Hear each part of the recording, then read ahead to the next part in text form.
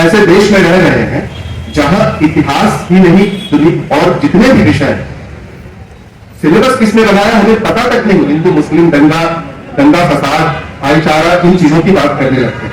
Communalisation हमें समझना होगा, और जिस दिन एक आम वोटर ये बात समझ लेता है, उस दिन वो अपने सत्ताधारियों से ज्यादा अपनी ताकत पर, अपनी राजनीति पर, अपने विचारों पर ज्यादा भरोसा करने लगता है।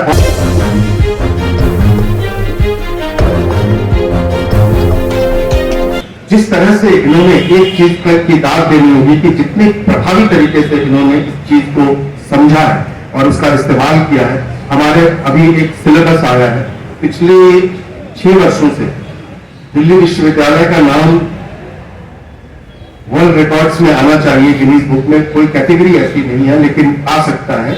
हम एकमात्र ऐसी यूनिवर्सिटी है जो सिलेबस बनाते हम उनका नाम गोपनीय रखते हैं। हम एकमात्र ऐसी यूनिवर्सिटीज है जिनके शिक्षक इतने नाकारा हैं कि वो सिलेबस नहीं बना सकते, उन्हें सिलेबस दिया जाता है, वो कहीं से आता है, अवतरित होता है। मुझे एक पत्रकार महोदय थे, वो बार बार फोन करके कई चीजों के लिए बातें करते थे। एक दिन मैंने उनसे कहा कि मैं आपसे बात नहीं करूंगा, आप मुझे एक इंफॉर्मेशन ला कर दीजिए कि हिस्ट्री का जो सिलेबस बना है वो किसने बनाया। उन्होंने कहा ये तो बहुत छोटी सी बात है सर, मैं बिल्कुल पता कर दूंगा। एक दिन के बाद उन्होंने बोला थोड़ी दिक्कत आ रही है। एक सप्ताह के बाद उन्होंने बोला सर आप बात करना है तो कर लीजिए, ये तो बड़ा मुश्किल काम है। हम ऐसे देश में रह रहे हैं जहां इतिहास ही नहीं और जितने भी विषय हैं, सिलेबस किसने बनाया हमें पता तक नहीं है। दुनिया भर में सिलेबस बनाना इतना संवेदनशील काम है। मैं उस कमेटी में रह चुका हूं, हमारे कई साथी रह चुके हैं। बहुत ज्यादा सेंसिटिव काम है, क्योंकि आप रिस्पॉन्सिबल होते हैं। आपको कॉलेज के कॉरिडोर में, यूनिवर्सिटी में लोग पकड़ सकते हैं कि क्या सिलेबस बनाया है, कैसे पढ़ाएं इसको, हमें पता ही नहीं है।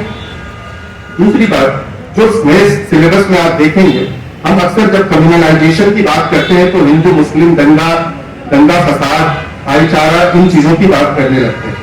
कम्युनलाइजेशन हमें समझना होगा कि अगर हम हिंदू मुस्लिम के टर्म्स में कम्युनलाइजेशन को समझते हैं तो फिर हमें और वो जो कम्युनल है उनमें कोई खास फर्क नहीं, क्योंकि कम्युनलाइजेशन का मतलब ही है कि आप कम्युनिटी के टर्म्स में इतिहास को, समाज को, सामाजिक विसंगतियों को समझने की कोशिश कर रहे हैं।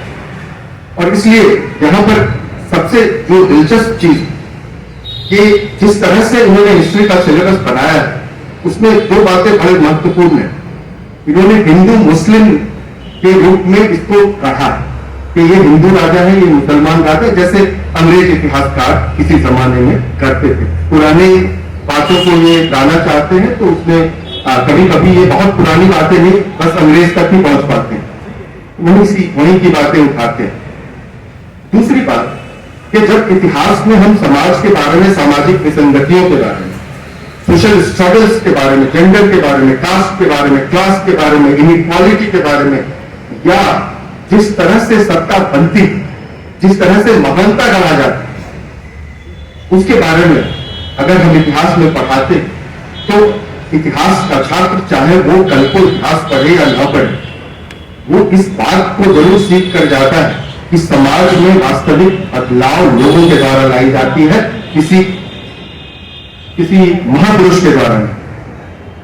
और जिस दिन एक आम वोटर ये बात समझ लेता है, उस दिन वो अपने सत्ताधारियों से ज्यादा अपनी ताकत पर, अपने राजनीति पर, अपने विचारों पर ज्यादा भरोसा करने लगता है। और यही चीज है जिसकी वजह से कोई भी सत्ता संस्थान कभी भी इतिहास के डिसिप्लिन को पूरी तरह खुली छूट नहीं देती। तो अगर आपको पसंद आया हो तो इसे लाइक करें, कमेंट करें, शेयर करें, और हाँ, हमारे चैनल को सब्सक्राइब करना ना भूलें, ताकि देश विदेश से जुड़ी खबरें आप मिस ना करें।